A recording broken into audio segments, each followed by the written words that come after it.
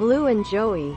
Blue would go up the street to meet Joey after school, to remind Joey to get home and feed and pet him. Joey was the only one who paid attention to Blue. And with summer over, the days stretched empty without Joey. But this year was different. A group of kids would bunch around Joey outside the schoolyard. And Blue couldn't get close to him. There was a lot of yelling and fast movements, neither of which Blue liked.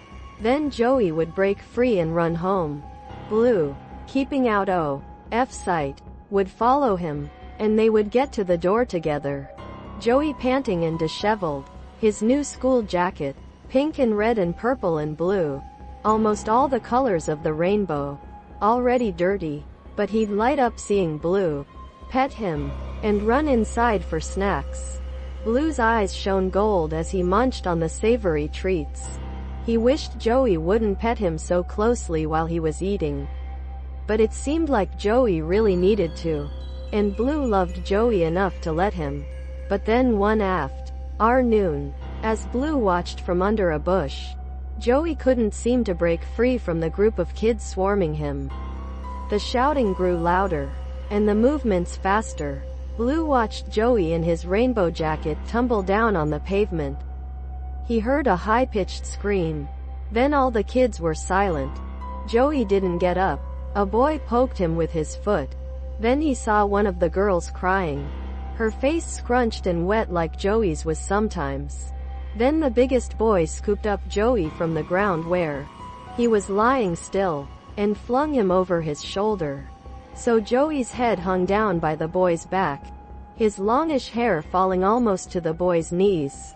The children started walking.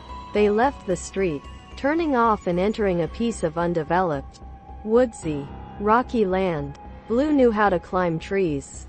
So he did, and followed them, lightly jumping from branch to branch, keeping his eyes on the bright rainbow jacket. The children were quiet, following their leader, who was gripping Joey's legs tightly and sweating. They arrived at a kind of rocky ditch, big enough to be a small quarry of sorts.